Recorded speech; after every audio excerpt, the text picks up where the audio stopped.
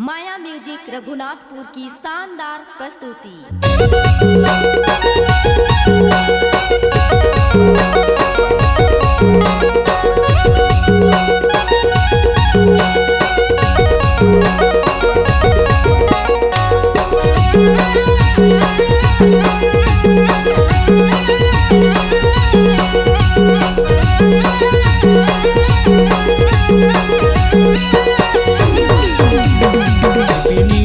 संगी happy new year आगे नवा साल तुला हैप्पी न्यू ईयर।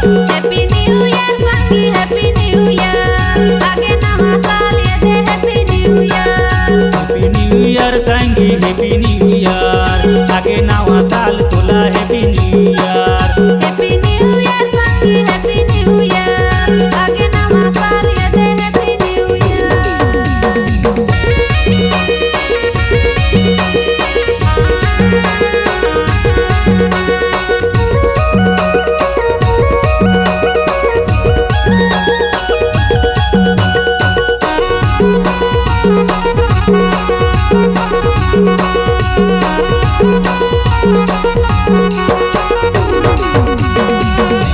महीना में आगे नवा साल जी आगे नवा साल। आजाबे संगीता मो पूछे मोरे हाल जी पूछे मोरे हाल। 12 महीना में आगे नवा साल जी आगे नवा साल। आजाबे संगीता मो पूछे मोरे हाल जी पूछे मोरे हाल। हैप्पी न्यू ईयर संगी हैप्पी न्यू ईयर आगे नवा साल ये दे हैप्पी न्यू ईयर।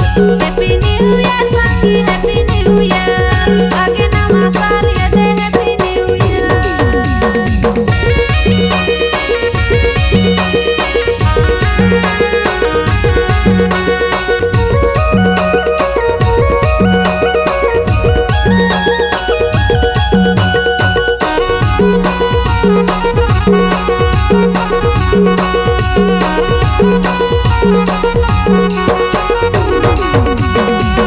फूल बनता है दोस्त जीवन दोस्त जीवन।